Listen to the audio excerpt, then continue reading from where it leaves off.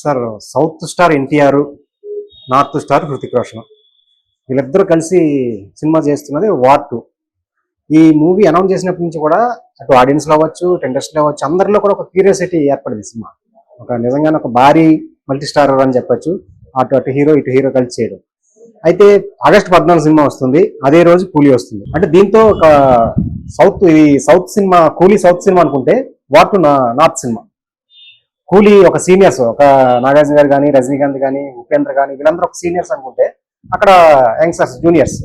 ఇలా south versus north, seniors versus juniors, ఇలా పోటీ ఏర్పడిందా అనిపిస్తుంది. అయితే కూలీ మాత్రం ప్రమోషన్ లో దూసుకెళ్తుంది, వార్ 2 మాత్రం ఇంకా ప్రమోషన్స్ లో ఇంకా ట్రాక్ లకు రాలేదని చెప్పొచ్చు. అయితే ఆ పోటీని తట్టుకొని వార్ 2 మ్యాజిక్ చేస్తుంది అంటారా? అయితే ఇక్కడ ఇంత ముందు మనకి ఒకప్పుడు టాలీవుడ్ కి బాలీవుడ్ అసలు కాంపిటీషన్ ఉండేది కాదు.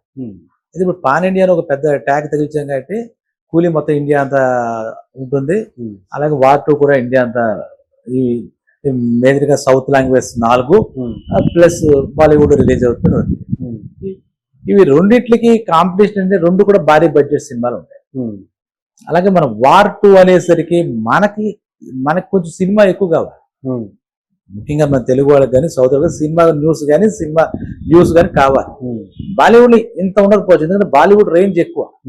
బాలీవుడ్ అంటే బొంబాయి తీసుకుంటావా, ఢిల్లీ తీసుకుంటావా, ఉత్తరాఖండ్ అంటే ఎక్కడి నుంచి ఎక్కడ తీసుకుంటాం, మహారాష్ట్ర కూడా బాలీవుడ్ అంటావా, ఏ ప్రాతిపదిక తీసుకుంటే తెలియదు. అయితే ప్రమోషన్స్ తక్కువైనా ఎక్కువైనా కూడా ఆ వార్ సీక్వెన్స్ లో తీస్తున్న అయాన్ ముఖర్జీ ఒకటి ఛాలెంజింగ్ గా ఒక డిఫరెంట్ కైండ్ ఆఫ్ మూవీస్ చేయడానికి ఇష్టపడుతున్నాడు. ఎందుకంటే ఇంకోటి అనుకోవడం, ఇప్పుడు దాకా జూనియర్ ఎన్టీఆర్ మొత్తం నార్త్ అంతా పూర్తిగా డైరెక్ట్ సినిమా చేసింది లేదు. ఇక్కడ మన తెలుగులో హిట్ అయిన సినిమాలకు డబ్ చేసి చేసుకున్నారని తెలియదు కానీ అంతే, అంతకు మించి లేదు. అయితే ఇప్పుడు ఆయన మొత్తం నేషనల్ మార్కెట్ ట్రై చేద్దాం. అలాగే ఇప్పుడు రేపు పొద్దున రాబోయే ప్రశాంత్ నీల్ సినిమా కానీ, నెక్స్ట్ మన సౌత్ ఇండియాలో ఏ స్టార్ట్ చేసినా కూడా మొత్తం నేషనల్ లెవెల్లో చేసి పాన్ ఇండియా మూవీ అని పెట్టుకుంటే గానీ బడ్జెట్లు రికవర్ అవ్వవు. బేసిక్ గా అక్కడ వీళ్ళు ఏదో బాగా వేసేద్దాం, వాళ్ళ గుండెల్లో టెస్ట్ వేసేద్దాం అని ఏం కాదు. బాలీవుడ్ ఇప్పుడు ఇంకోటి నాకు అనిపిస్తుంది ఏంటంటే, ఈ ఖాన్ త్రయం ఉండేవారు కదా, వాళ్ళ ప్రాబల్యం తగ్గించడానికి కూడా ఈ కాంబినేషన్స్ ఉన్నాయని అనుకోవచ్చు. ఒక రకంగా వాళ్ళు డిఫరెంట్ గా వెళ్ళిపోతున్నారు, అది వేరే విషయం. కానీ ఇక్కడ వార్ 2 నిజంగా కూడా కాంపిటీషన్ బాగా గట్టి పోటీ ఉంటుంది. అయితే ఈ రెండు, లోకేష్ కనకరాజ్ అంటే మంచి director, Ayan Mukerji director point of view కూడా వాళ్ళకి ఒక వాల్యూస్ ఉన్నాయి, మంచి ముందు హిట్స్ ఉన్నాయి కాబట్టి ఉండొచ్చు. ఇంకోటి ఏంటంటే, మనకి ఇప్పుడు సోషల్ మీడియా చాలా ఎక్కువ ఇన్ఫర్మేషన్ ఇచ్చేస్తుంది. పబ్లిసిటీ లేదు అంటే ఇప్పుడు వీరిని ఇప్పుడు అనుకున్నట్టుగా అదేదో ప్రీ రిలీజ్ ఈవెంట్ పెట్టలేదు, ఇంకోటి పెట్టలేదు, వాళ్ళు రాలేదు, దీని మంచి ప్రాతిపదిక తీసుకోకలే. పాలిటిక్స్ లో కానీ వీటిలో కానీ ఒక రకమైన సోషల్ మీడియా ద్వారా ప్రచారం అయిపోతుంది. ఎందుకంటే రీసెంట్ గా జూనియర్, నేను చదివాను ఇలాంటి సోషల్ మీడియా, మనలాంటి మీడియాలో చదివింది అంటే, జూనియర్ ఎన్టీఆర్ ఓపెనింగ్ ఇంట్రడక్షన్ అదిరిపోయేటట్టు ఉందని ఒకటి, వాళ్ళ ఇద్దరి మధ్య ఒక song, dance competition, fight sequence చాలా బాగా వచ్చాయని, ఇదంతా ఒక రకంగా పబ్లిసిటీయే. మనకి ఇంతకు ముందు మనకి ఎలా అయిందంటే 15 రోజుల ముందు చెప్పాలి, 1 మంత్, ఇంకా చాలా టైం ఉన్నట్టే లెక్క. ఈ నెలలో ఇంకో వారం 10 రోజులు వేసుకున్నా ఆగస్టు 14 అనుకోండి, దసరా ఇండిపెండెంట్ డేకి వచ్చే మూవీ లాగా ఉన్నాయి రెండు కూడా, వెళ్ళిపోతాయి. ఇప్పుడు ఆ మాటకు వస్తే, ఇప్పుడు కూలీ కూడా అద్భుతంగా రిలీజ్ ఈవెంట్స్ ఇంకా ఏం స్టార్ట్ చేయలే, ట్రైలర్ లాంచ్లు అవి విపరీతంగా ఏమి దాని మీద కూడా ఎక్కువ ఫోకస్ పెట్టలేదు. అయితే ఒక మాట బాగుంది, అదేంటంటే రజనీకాంత్ గాని, నాగార్జున గాని, ఇందులో అమెరికా కూడా ఉన్నట్టుగా ఉపేంద్ర గాని, వీళ్ళందరూ మొత్తం అందరికీ తెలుసు, మొత్తం లెజెండ్స్ సీనియర్స్. గిరఫ్తార్ అని ఎప్పుడు నేను పుట్టక ముందు కూడా రజనీకాంత్ హిందీలో ఏదో సినిమాతో ఆయన స్టైల్ చూపించాడు. నాగార్జున అంటే అక్కడ కూడా మనమధుడే, చాలా సినిమాల్లో క్రిమినల్ గానీ, కుదాగా అమితాబ్ గారితో కానీ ఆయన కాంబినేషన్స్ కానీ.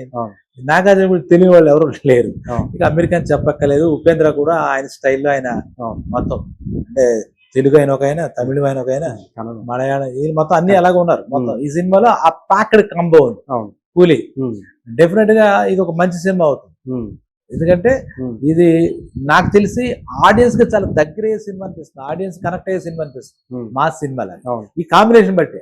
అందులో ఈ నాగార్జున ఒక విలన్ షేడ్, ఒక విలన్ కైండ్ ఆఫ్ క్యారెక్టర్ చేయడం, నాగార్జునకి ఆయనకి మధ్య, ఈయనకి మధ్య ఉపేంద్ర మధ్య, ఉపేంద్ర అంటే టోటల్ అతన్ని ఇది వేరు. అతను క్యాన్వాసే వేరు. వీళ్ళందరూ చూస్తే అసలు ఇంతమందిని నలుగురిని ఎలా డీల్ చేస్తున్నారు ఈ ఏం రోజు కథ ఉంది అసలు ఎలా చూపించబోతున్నారు అనేది క్యూరియాసిటీ మనకి ఎక్కువ ఉంది. అందరిలో. మనకుంది. అవును.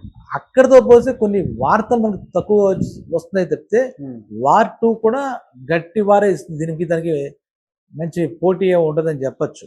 వాస్తవంగా వాళ్ళు కూడా చూస్తే కనుక వార్ 2 ఆ టైటిల్ దగ్గర నుంచి చాలా డిఫరెంట్ గానే వాళ్ళ మేకింగ్ ఉన్నట్టుగా మనకు కనపడుతుంది.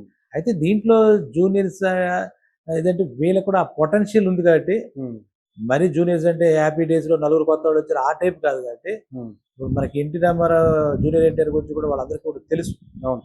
మాస్ ఫాలోయింగ్ ఉంటుంది ఒకటి. ఆ ఎన్టీఆర్ తాత దగ్గర మనవడిలాగా ఆ తాత నేషనల్ లెవెల్లో తెలుగుదేశం పార్టీ. సో మనకి ఎక్స్పెక్టేషన్స్ రెండు కూడా ఈక్వల్ గా ఉండొచ్చు. సినిమా ప్రేక్షకులకి ఏది బాగుంది ఏది బాగాలేదు అంటే రెండు కూడా మనకు తెలిసిందంటే సీరియస్ మూవీస్ లాగా ఉన్నాయి.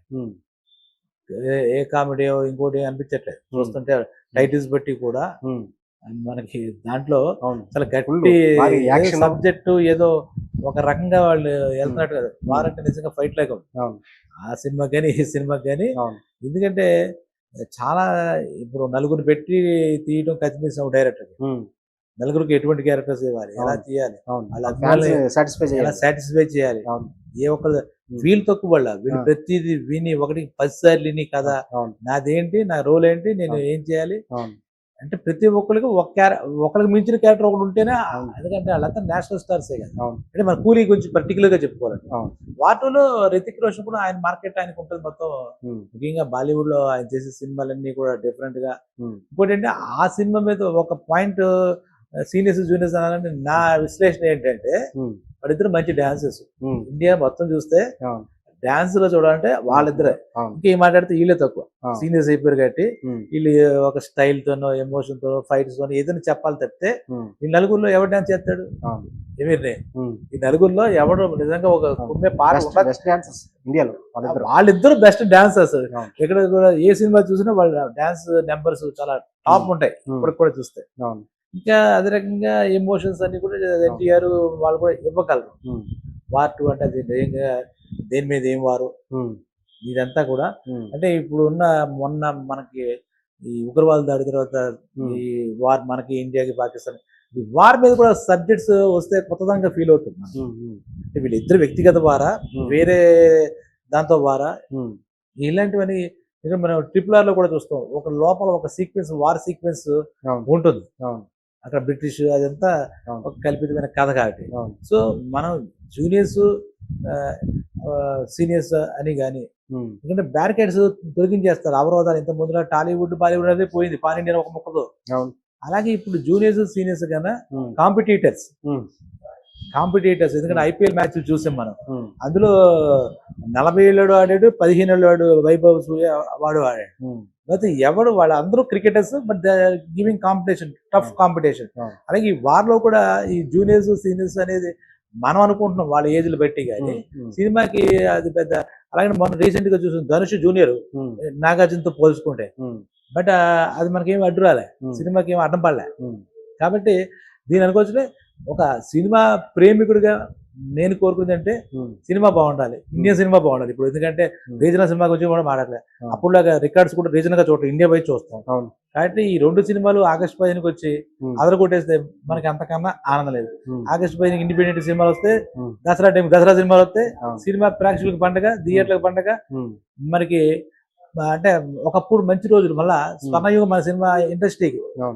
టోటల్ మన సినిమా ఇండస్ట్రీ ఇదే చూడకూడదు. సూక్ష్మ దృష్టితో మాది అనే స్వార్థంగా చూడకుండా ఇండియన్ సినిమా ఇప్పుడు మాట్లాడుకునేది ఇండియన్ సినిమా బాగుంటది. ఇప్పుడు వీళ్ళు కలవడమే చాలా బాగుంది. ఇంతకుముందు సౌత్ నార్త్ కలిసి ఆర్టిస్టులు చేసేది అనేది తక్కువ.